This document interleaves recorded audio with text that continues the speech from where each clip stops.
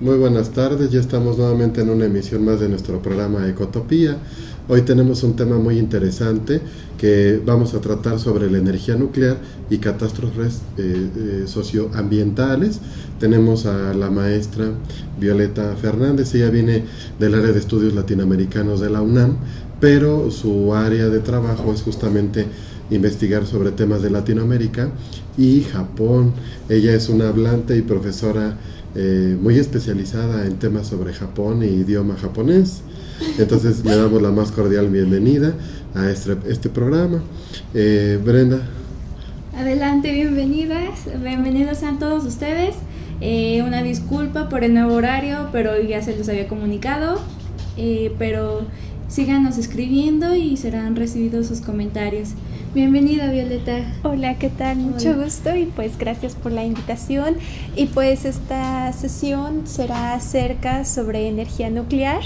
Y pues me gustaría que comenzáramos con algunas palabras sencillas, por ejemplo, como cuáles son los antecedentes en que se ha utilizado la energía nuclear con respecto a las nucleoeléctricas, los reactores y pues los conflictos ambientales que estas han causado.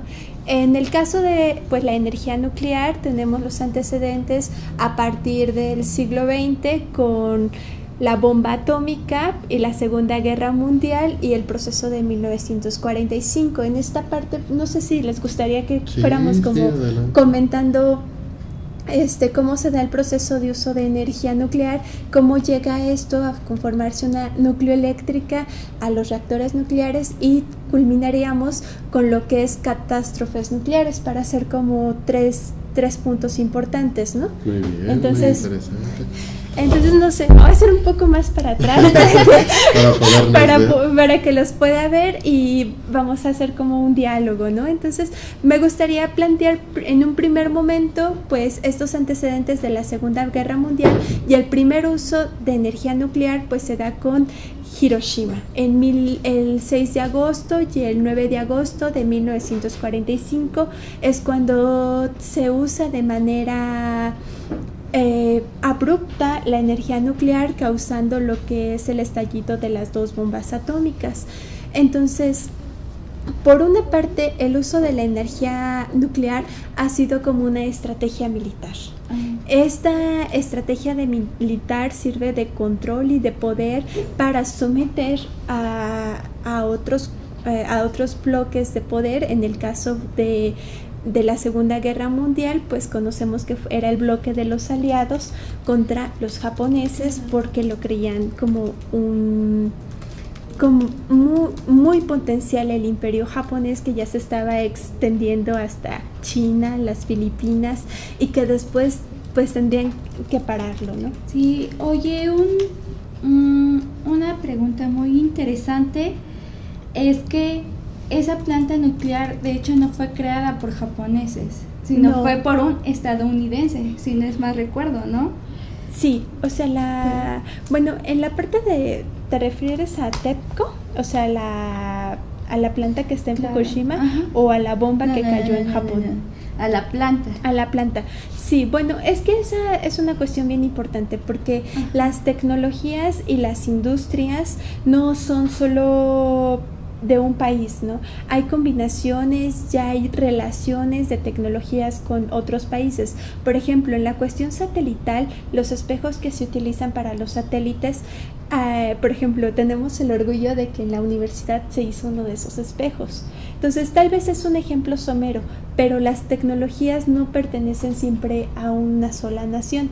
En el caso de las plantas nucleares sucede lo mismo, o sea, existen herramientas, existen tecnologías que pertenecen a diferentes países, o sea, fue tanto de Japón, pero mucha de la manufactura para la construcción de una planta viene de productos, por ejemplo, chinos, ¿no?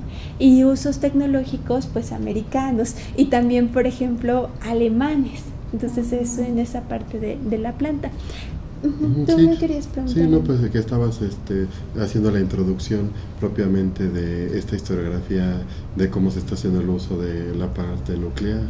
Ajá. Entonces retomar esa parte y para ir construyendo toda esa evolución. Sí, bueno, es que se utiliza la bomba atómica en Hiroshima, ¿no? Que tenemos lo que es que va el Enola Gay y que tira esta bomba pues en Hiroshima, y después de ahí digamos que es el primer uso de energía nuclear bélico. Entonces, después de este uso nuclear bélico, lo que vamos a tener va a ser uso de energía nuclear nucleoeléctrico, y después de ahí se van a derivar las catástrofes. O sea, el único uso bélico que se le ha dado es la bomba atómica, pero después van a ser las catástrofes que fue en Ucrania, el Chernobyl, que tenemos en una escala de 7. Pero no solamente han existido esas catástrofes, o sea, ha habido mucho más. El gran problema es que llegan a la escala mayor, que es de 7, que fue el de Chernobyl, que se consideraba el mayor, y después de la crisis de Fukushima, ahora se considera como mayor. Y si estamos hablando de Chernobyl, pues esta emisión de energía nuclear fue 500 veces mayor que la de Hiroshima. Entonces, por eso es que tuvo un impacto mayor, que a veces no tenemos esa consideración. O sea, si preguntáramos a las personas, para ellos cuál fue como el impacto mayor, si la bomba nuclear o la catástrofe nuclear, te van a contestar que la bomba atómica. Pero ha causado muchos más problemas el uso controlado de esta energía nuclear en estos estallidos que ha tenido los reactores. Es que, digamos, si lo vemos a nivel histórico, o sea, fue el impacto, ¿no? De algo novedoso, algo nuevo, sí. Y luego también estas fotos tan sorprendentes, la más famosa de la niña desnuda corriendo, sí, y los militares detrás, que esa fue una imagen muy, a nivel mundial, muy vista, ¿no? Por la sociedad, y por eso hicieron muy impactante el fenómeno. El fenómeno, sí, por ejemplo, el de Chernobyl, o sea, esa información que fue circulando a través de los periódicos principalmente, pues fue impactante para la opinión pública.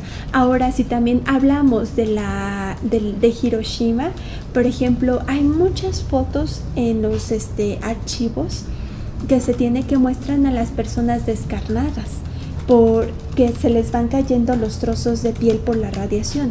Eso, o sea, por ejemplo, tal vez si les interesa ahondar en este tema de lo que es Hiroshima y del impacto que tuvo Hiroshima en la sociedad, por ejemplo, pueden visitar, está en internet, la página del Museo de la Paz.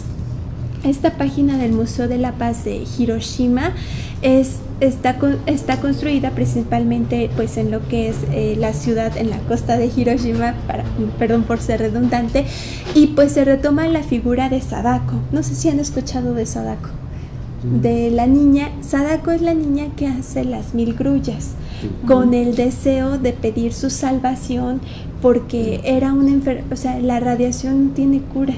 Entonces va creando cáncer, o sea, cáncer en la piel, cáncer en la garganta, en el hígado, le impide, por ejemplo, en el caso de las mujeres, pues poderse reproducir, o si tienen bebés, pues estos bebés salen con malformaciones genéticas.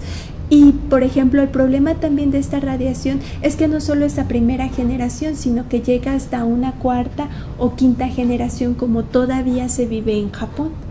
Entonces este Museo de la Paz muestra esas imágenes descarnadas, y, por ejemplo, en el caso del Museo de la Paz, pues tiende a ser un poco también más social. ¿Por qué? Porque por una parte te enseña cómo es el proceso de explosión, y puedes ver la foto de cómo estaba la ciudad de Hiroshima y cómo queda después del estallido nuclear. Pero al mismo tiempo ves las historias de lo que estaba haciendo la gente cuando cayó la bomba, ¿no? Y, por ejemplo, muestra a un niño en su triciclo, ves las loncheras, un poco cómo era esta rutina estando en plena guerra, ¿no?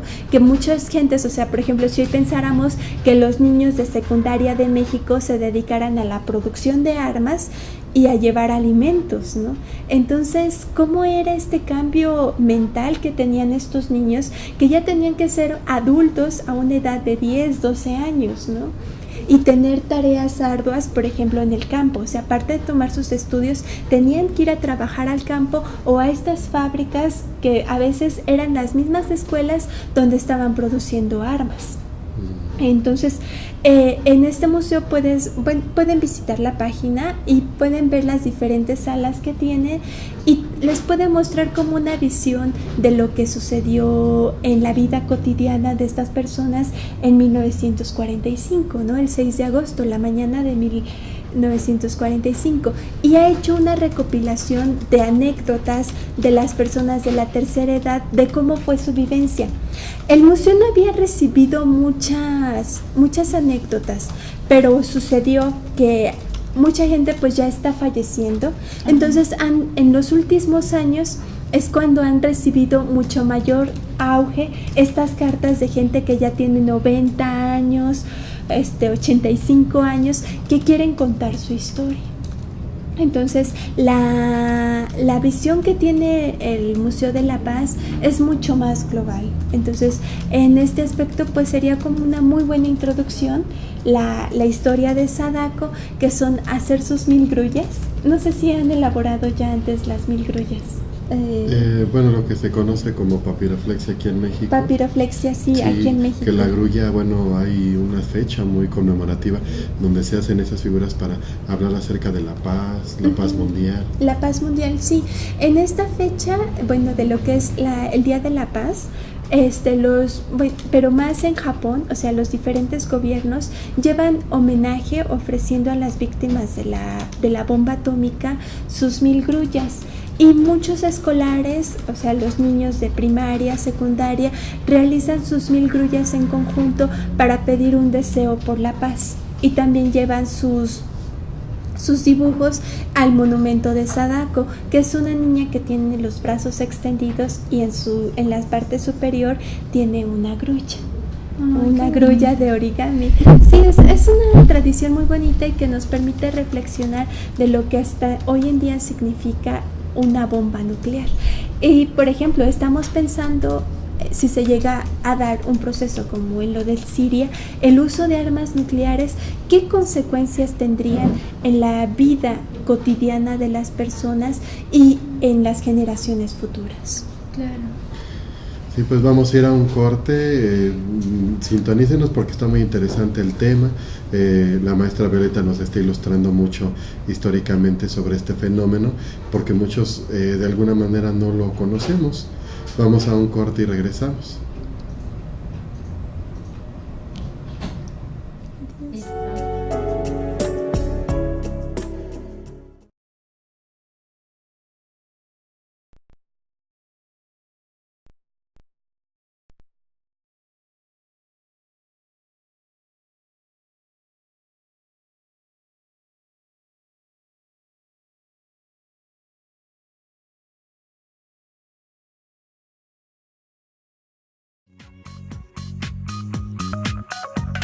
زیر گنبد کبود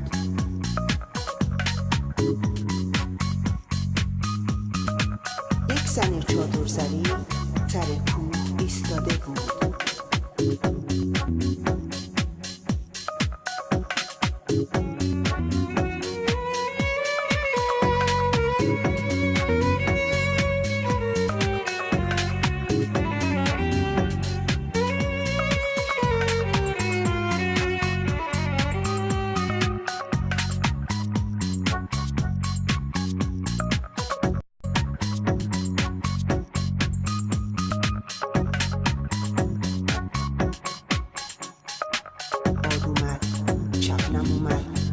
شد هوا مثل بهار، شد خنک سنگای داغ، شد تمام